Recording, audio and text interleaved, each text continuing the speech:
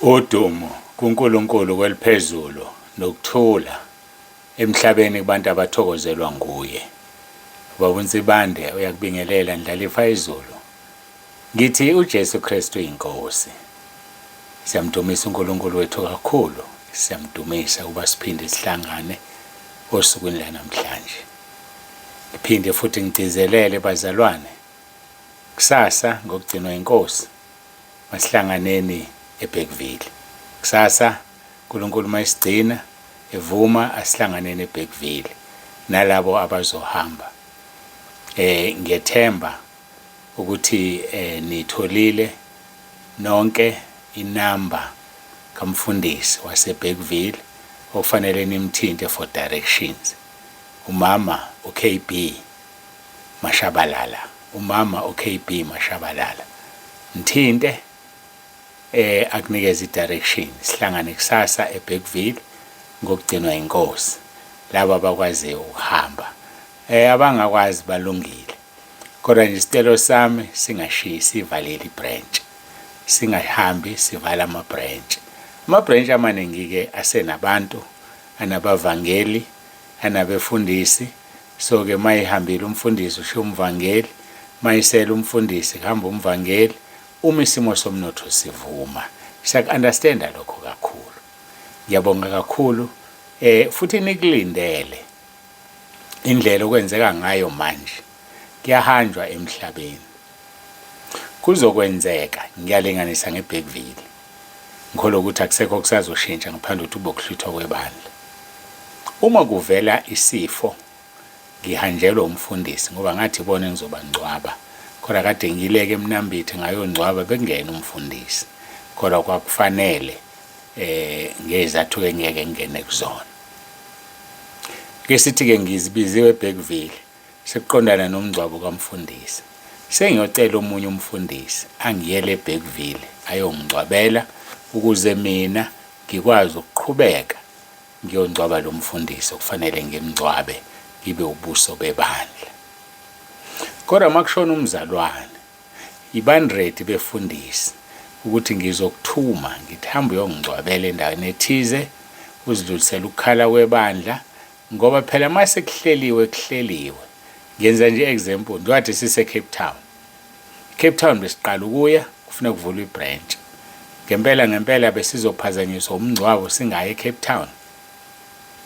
Hayi ngoba kuyi Cape Town. Kodwa ngoba noJesu washo wathi yeka abafileyo bangcwaba abafileyo babo wena ngilandele. So kukhona konke ngothandaza ngizwe ukuthi uJesu uthi angenze kuphi. Ngiyongcwaba lo muntu noma ngiye emsebenzini wakhe lokufanele uqhubeke sisesemhlabeni. So ke ngiyayibeka nje lento ukuze ingasusa ukukhuluma mase kuyisikhathi sayo. Ingakho ngifisa ukuthi abefundisi aba-free bafike eBergville ngoba beshiya abavangeli noma bavangeli aba-free bafike eBergville ngoba kusela befundisa emabranchini. Engingakuvuma ukuvalwa kwebranch ngaphandle mayibranch izazi ukuthi vela ikhulu kunoma ikhule bayaphuma abantu bayahamba yabulala ngoba inkinga yami ukuthi mazivala ibranch kanti kunomzalwane obevakasha uyophinda abuye yini ifice kuvaliwe na uyophinda inabuye na umbuzo ke loyo esingakwazi sonke ukuphendula kodwa siyophendula ngosuku lokugcina usukhonjiswa abantu abayisihogweni abebethunywa uJesu ukuthi beze ebandleni wena wavala. Iphasika ke liyaziwa ukuthi liyavalwa ngoba bonke abantu baya lapho kunephasika khona. Kuyaziwa nje lokho. Nezinye inkonzo ezinkulu kuyaziwa ukuthi ziyavalwa ngoba kuhanjiwe kwayiwa khona. Ayike bekucacisa nje lapho angidlule ngokugcinwa yiNkosi sizobonana eBergville. Asiguqe sikhuleke siqhubeke nenkonzo yethu. Ukube uyabuka la ku YouTube ukuthi ngihleka kanjani ngismayela kanjani bekuzokusiza nawe ukuvashela uYouTube bese ufike uyasubscribe. Ungathi ufikile kuYouTube ungasubscribe. Subscribe mase uzowafika kuYouTube. Ngiyakucela subscribe. Nabanye obathumelela inkonzo zika YouTube ubatshele ba subscribe. Siyacela nje abantu abasubscribe khona zingezubeqa izinkonzo ezilandelayo. Akusubscribe wangemali. Kusubscribe ngokuthi ucindezele usubscribe ngomunwe wakho bese kuthiwa you are subscribed. Kusho ukuthi usunjani, ususubscribile. Asiguqe sikhuleke siye kuNkulunkulu wethu osithandayo, uJesu Kristu iNkosi.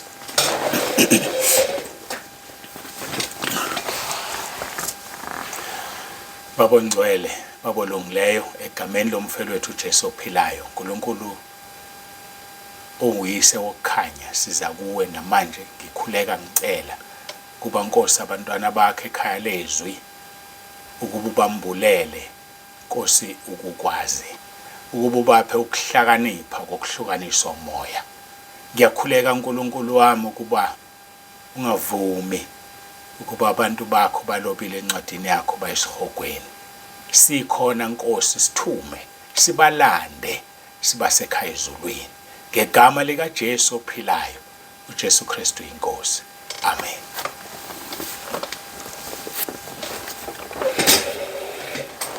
Siyambonga uNkulunkulu wethu. Angazi wena noma uyavuma yini, wena uyavuma yini ukuthunywa? Wavuma uIsaya esethethelelwa izono. Ngiyayithanda le ndaba uIsaya chapter 6. Esembonile uNkulunkulu namakherubhi wayeseyakhala ngoba bambone kahle, bavuma izono zabo. Hayi abangambonanga kahle basitshenta izona zivunywa, uJesu wenza yonke into esiphambanweni. Hayi abambonanga lawo. Ngiyaxolisa nje ukuthi iqiniso ngiyalikhuluma. Abambone kahle bazisola ngezono zabo. Wambona uIsaya ngokufa kweNkosi uZiya. Wayesekhala wathi maye kimi ngokuba ngibonile uJehova uNkulunkulu Sebawothi. Mina ngindebe ezingcolile, ngihlezi phakathi kwabantu abazindebe ezingcolile. uNkulunkulu wathumela inye lamaserafu lathatha ilahle elivuthayo emlilweni ngodlawo, yabuya yazolibeka ezindebeni zakhe, yathi ibheka lokhu kusosile izono zakho thethelelo. Wayesezwizwi lapho la ngikhona, lithi siyothuma bani, ubani uyakusiyela na? Wathi thuma mina Nkosi. Bungesho njalo nawe na? Kodwa ukwazi ukusho ngavumile izono zakho. Awukwazi ukusho ungaxolelwa izono zakho. Hayi awukwazi ukusho. Ngakhumbula amahubo 32. uNkulunkulu akangisize ngisheshe ngifike kuwona. Khumbula amahubo 32. Ngithi mina ukwazi ukusho ungakathethelelwa izono zakho. Lithi izwi leNkosi amahubo 32 verse 1 and 2. Ubusisiwe osiphambeko sakhe sithethelelwe, osono sakhe sisibekelwe. Ubusisiwe umuntu uJehova angambalela isiphambeko kungekho inkohliso emoyeni wakhe. Ubusisiwe lo muntu osiphambeko sakhe sithethelelwe. Sithethelelwa kanjani ungazivumile? Ngiyabuza nje mina, usithethelelwa kanjani ungazivumile? Phela kusho ukuthi wonke abantu emhlabeni bathethelelwe. Kusho ukuthi bonke bayizulwini, ayekho umuntu esihogweni. Ngalaba abathi uJesu wawenza umsebenzi esiphambanweni. Hayi webazalwane, singabakhohlisa abantu. Ubusisiwe osiphambeko sakhe sithethelelwe. Yikho abanye abantu belandelwa iziqalekiso nje, bethi bayazama impilo yabo ayilungi, bafuna imisebenzi ayitholakala. Izona zithethelelwe, azisitshekelwe. Vuma izono zakho, ziwudonga. Isaiah 59 verse 1 and 2. Phakathi kwakho noNkulunkulu. Busisiwe osiphambeko sakhe sithethelelwe, osono sakhe sisibekelwe. Verse 2. Ubusisiwe umuntu uJehova angambalela isiphambeko. Onjani ongabalela isiphambeko? EkaJakobe chapter 5 verse 19 and 20. Obuyisile isono ekudukeni kwaso kuyositshekela inqwaba yezono. Hawe madoda, ubusisiwe umuntu uJehova angambalela isiphambeko sakhe kungekho inkohliso emoyeni wakhe. Ungazikhohlisi, ungazikhohlisi. Ngakho-ke bangcwele, siyazivuma izono zethu. Ilokho kusemqoka. 1 John chapter 1 qala ku verse 7. Kepha uma sihambe ekukhanyeni njengalokhu yena uqobe esekukhanyeni, khona sinenhlanganyelo omunye nomunye negazi likaJesu indodana yakhe liyasihlambulula. lisihlambulula nini masinenhlanganyelo, hayi ngoba le ngesiphambanweni kuphela. Wale ngesiphambanweni wavula indlela. Sekufanele sibe nenhlanganyelo ke thina omunye nomunye. Vuma izono zakho kumntwana kaNkulunkulu akukhulekele. Athi verse 8, uma sithi asinasono siyazikhohlisa neqiniso alikho kithi. Verse 9, uma sizivuma, yezwa ke, azivele ziyekelwe nje. Uma sizivuma izono zethu, uthembekile, ulungile ukuba sithethelele izono. Azithethelelwa zingavunyiwe, ziyavunywa ukuze zithethelelwe. Hamba abantu bedlala ngabantu bo, bashumayela ivangeli lomusa. Uma sizivuma izono zethu, uthembekile, ulungile ukuba sithethelele izono. Asihlambulule kukho konke ukungalungi. Yazi sihlambulula kukho konke. Uma sithi asonanga simenza umqambi manga nezwi lakhe alikho kithi. Uma sithi asonanga simenza umqambi manga. Uchapter 2 mawuqala, bantwana bami nginilobela lokhu kuba ningoni. Yezwa, kufanele singoni mase sizivumile izono zethu. Kepha umuntu ona sinomeli kuyise, uJesu Kristu olungileyo, yena oyinhlawulo ngezono zethu, kungengezono zethu zodwa kodwa nezezwe lonke. Uma sona sinobani? Sinomeli. Naw kayisibuke le ndaba yommeli. Mawunommeli wena wakwakhipha ecaleni elithize, usunommeli wakhe angithi. Mawuphinda ubulala umuntu uzohlala nje, uthi uzokwazi yena ufanele ahambe ongikhipha. Cha, uyaya kuye ngoba ummeli wakhe yomtshela, mmeli sengiphindile Nkosi yami, ngabulala umuntu, ngicela uyongimela. Yayizwa loo nto le? Awuvele uhlala usonga izandla uthi unommeli wena, lizoyiphelela nje icala uyihlalele ekhaya ummeli wakho ngoba unaye. Cha bazalwane, asizuthethelelwa izono ngoba uJesu wafa esiphambanweni kuphela, kodwa wafa esiphambanweni ukuba sizivume. Uze kuye uzomtshela, usunommeli wena, hamba uyomtshela, mmeli wami sengenza u1 2 no 3. Hawe madoda, yazi yacaca indaba. Usathane nje uphuphuthekisa abantu. Namhlanje ngakhuluma ngokuvunywa kwezono. Angiyazi ke le ndaba. Engathi akuyeki lapho engifuna ukuya khona. Sengikhumbula ukuthi impumputhe yathini lapha kuJohn chapter 9. Ngisho impumputhe iyazi. Hayi mina ngazi uma wena wazi. Ngisho impumputhe yayazi kuverse 31. Ithi impumputhe siyazi ukuthi uNkulunkulu akazizwi izono. Hawe madoda, akakuzi uNkulunkulu uma uyisona. Vuma izono zakho kuqala. Ithi impumputhe siyazi ukuthi uNkulunkulu akazizwi izono, kodwa uma umuntu emesaba uNkulunkulu ayenze intando yakhe, uyamuzwa loyo. Yenza intando yakhe, vuma izono zakho ukuze akuzwe. Sikhuluma la ngowayezelwe impumputhe, sisho njalo isihloko kuchapter 9. uJesu wavula amehlo umuntu owayezelwe impumputhe. Bangixolele laba elibalimaza igama lempumputhe, ngilithathe eBhayibhelini bafowethu, ngilithatha njengoba linjalo nje. Bangixolele, ngiyaxolisa. Lithi wathi edlula wabona umuntu oyimpumputhe kwasekuzalweni kwakhe. Verse 2, abafundi bakhe bambuza bathi, Rabi, ngubani onayo lona noma abazali bakhe na azazalwe impumputhe?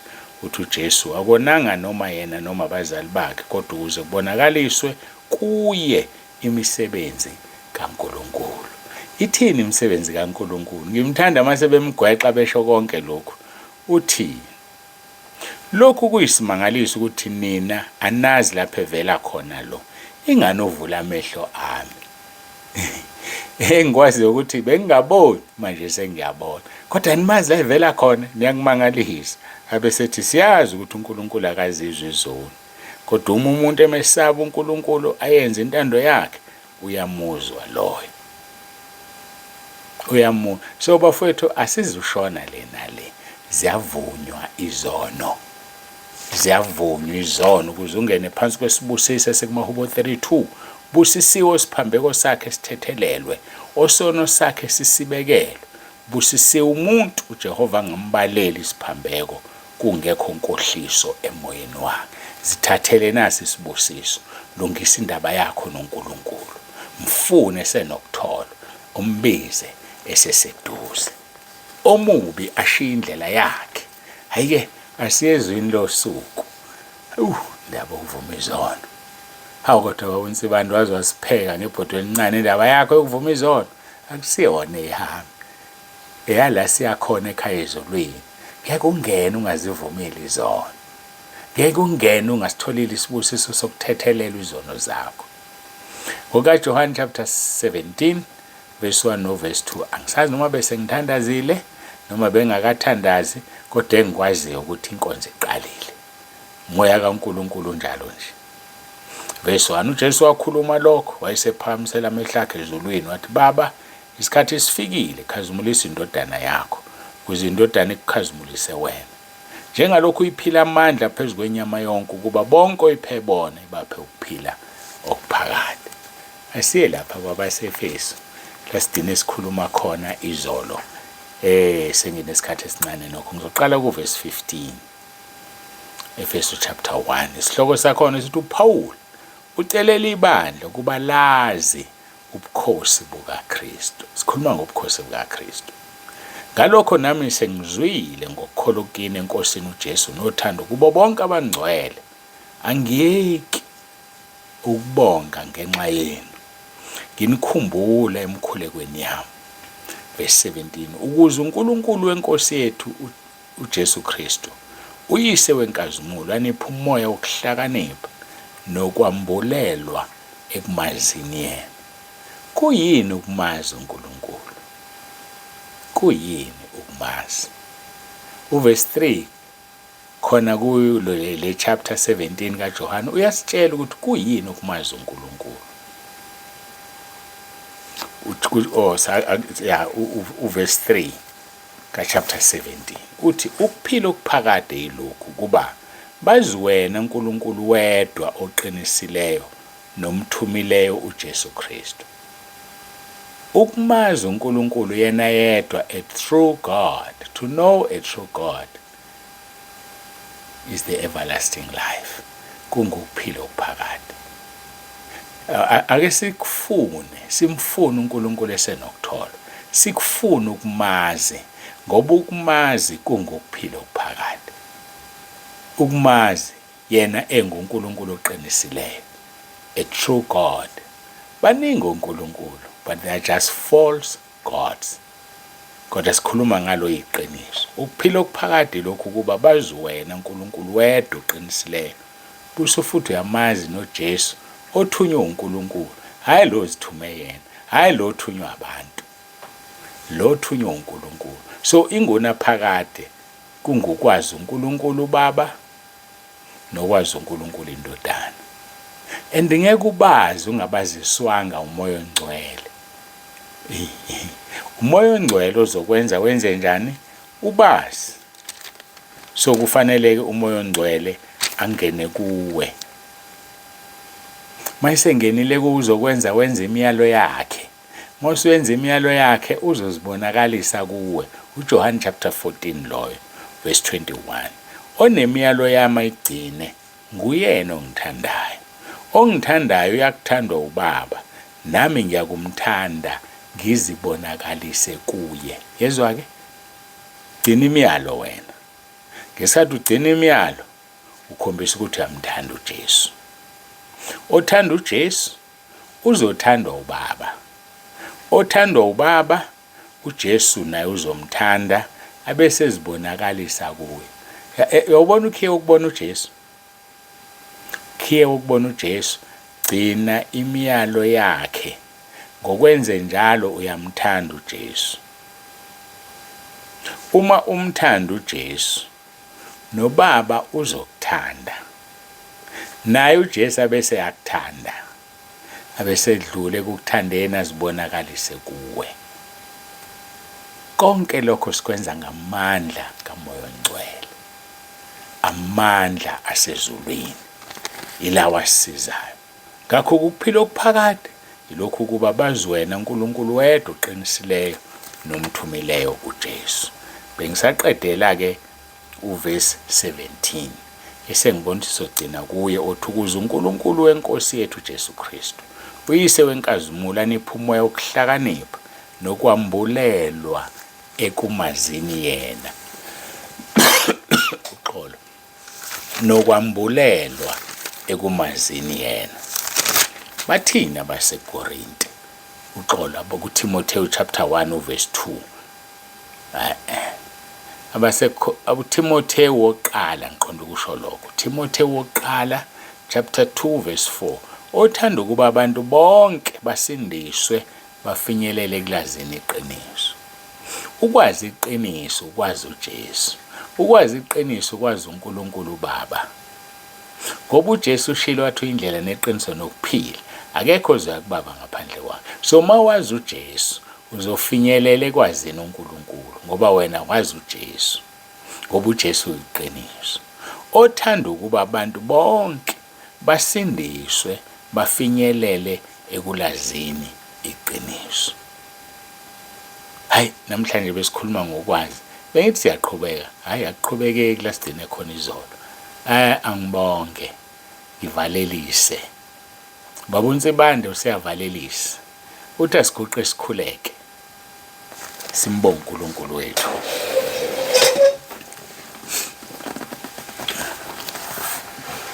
Baba ongcwele, baba olungileyo, siyabonga ngenkonzo, siyabonga ngakho konke osenzele khona, udumo lungo lwakho lokufanele. Siyakhuleka Nkosi, siyacela bayipha ukuhlakanipha ibandla lakho elisekhaya lezwi libe lingamabandla amaningi ahlukene.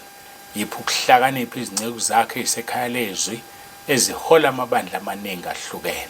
Ngiyakhuleka uNkulunkulu wami nomusa wena uhlulwa lutho. Basize Nkosi babe bambuleleke ekukwazini. Ngoba ufisa bonke abantu baphenduke bafinyelele ekulazini iqiniso. Siyakubonga ke Nkosi kakhulu. Sikhulekela nenkonzo yakusasa. Siyacela Nkosi ube phakathi kwethu eBergville. Siyakhuleka Nkosi mema bonke ofisa babe khona basecebweni lakho ukuba babe khona. Nkosi wenze umsebenzi. Bagcine indleleni zonke abaqhamuka kuzo. Noma sebebuyele emuva bagcine. Gcine Nkosi branch yaseBergville uyikhulise iqinise kumoya, iqine ekukholweni. Sibonga konke Nkosi okuhlo senzele khona. UJesu Kristu iNkosi. Amen.